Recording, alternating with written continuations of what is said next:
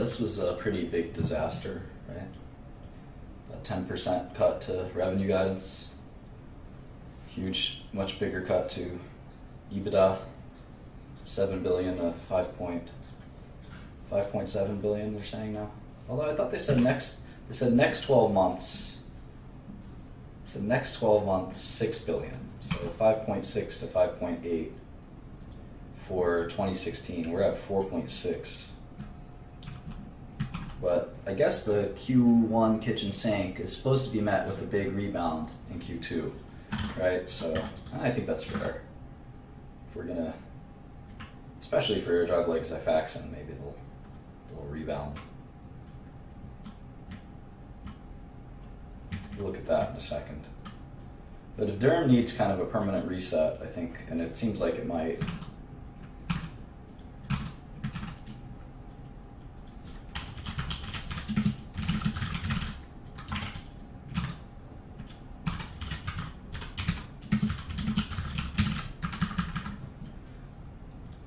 Let's see. Slower rebound of Derm. More modest growth in Salix, no kidding. GI, Derm, and Neurology. Well, that's basically their business, right?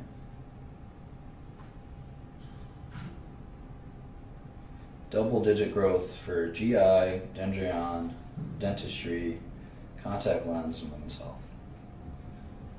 Single-digit growth in Derm. That seems unlikely, given they just had some other major Derm franchises drop 70%.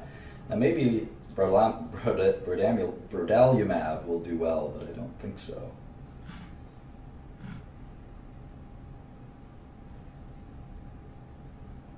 They really shouldn't have brought Sprout, huh? That would have been a nice $1 billion to have in handy, come in handy.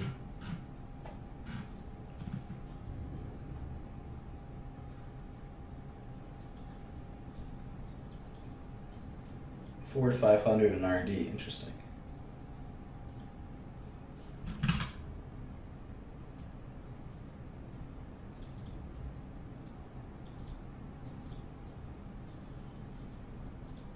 Cash interest expense, all right.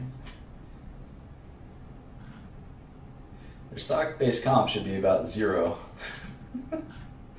given the problems they have. Soft Lens, Ocuvite. So they're, consumer products. Let's see, soft lens. What the heck is soft lens? Soft lens are contacts. Okay. Renew. Trying to figure out what exactly is in consumer products. If it's all Bausch or not.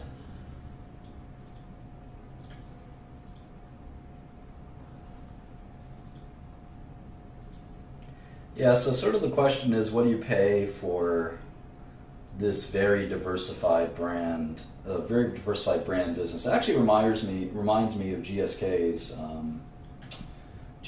business.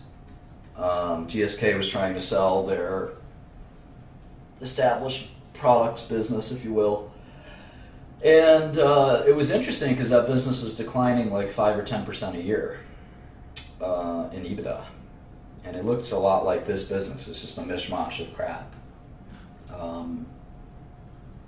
So now that's only part of the business, right? So if you take out the bad part, if you merge it or average it, if you will, with the good part, which is what's left.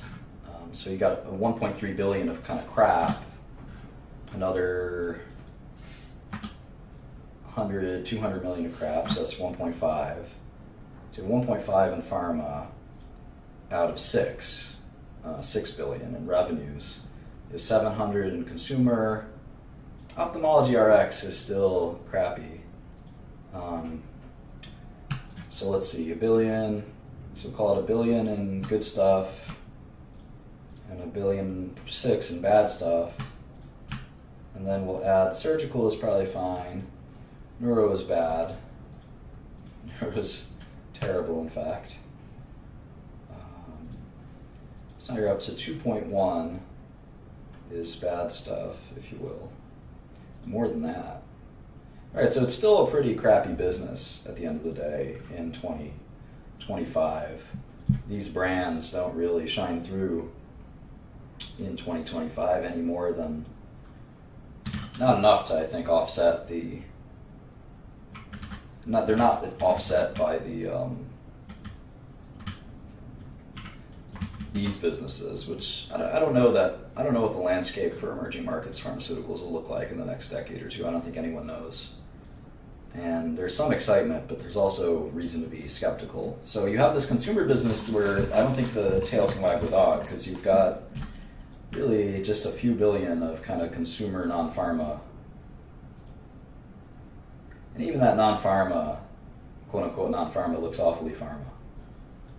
And it's small. It's only 1.5 billion out of 6. So 75% of Valiant at terminal value is still kind of this hodgepodge of tiny brands. Which, again, if you've looked at these tiny brand portfolios, and I've been at auction for some of them, they're not really easy to value, and they don't typically get good auction value, just because they're all over the place. They're all a mess to manage and things like that. So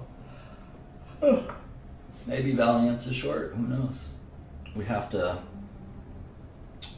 keep looking.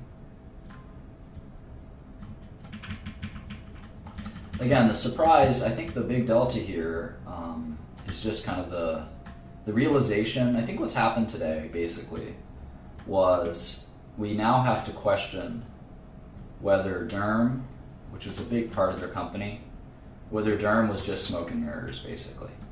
Right? Our valuation before was like $60, and now today it's $20. Because I mean, we just basically have to ask ourselves, what is Derm is it just a big kind of farce? When Solidyne goes from 66 to 26, I mean, Derm isn't, it's only 10% of revenue. So let's take a closer look at Xifaxan. Let's do that. Let's start there. So I have the old IMS.